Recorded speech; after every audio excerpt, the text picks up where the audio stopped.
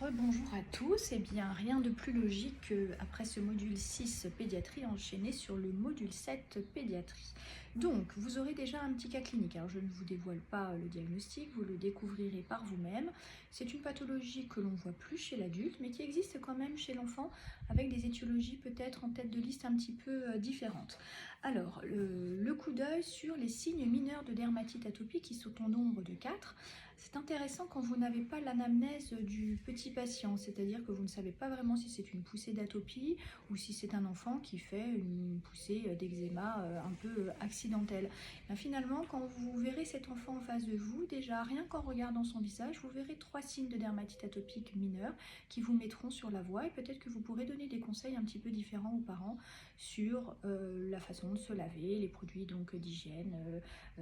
les vêtements, la prise en charge alimentaire, etc. Donc c'est des petits signes mineurs qui vous mettront sur la voie et qui sont très simples et de diagnostic plutôt rapide. Alors la fameuse tache café au lait, là c'est un peu la panique, l'enfant se déshabille, il a des taches café au lait, neurofibromatose, pas neurofibromatose, je passe la main, je surveille, j'en fais quoi? Je vous ai fait un petit arbre décisionnel que vous pourrez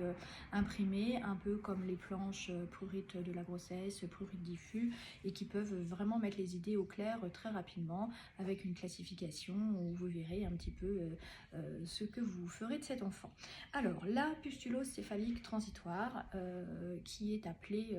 par les médecins généralistes très régulièrement comme l'acné du nourrisson. Finalement l'acné du nourrisson c'est pas fréquent du tout, vous en verrez peu, il y a un signe qui peut vous mettre sur la voie, donc le plus souvent, vraiment dans la grande majorité des cas, c'est la pustulose céphalique transitoire. Donc je vous ai remis un petit peu les idées au clair pour savoir comment faire la différence entre les deux.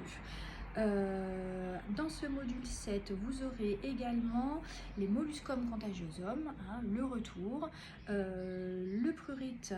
et dermatose de grossesse, je crois qu'il a été déjà abordé dans un autre module, ne pas passer à côté d'une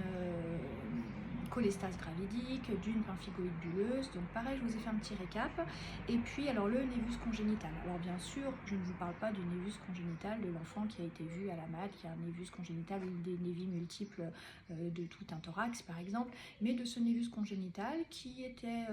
pas forcément présent, qui apparaît peut-être dans les jours ou dans les semaines qui suivent et qui est encore considéré comme un névus congénital, certains auteurs disent même jusqu'à 2 ans ou 1 an, et puis on en fait quoi?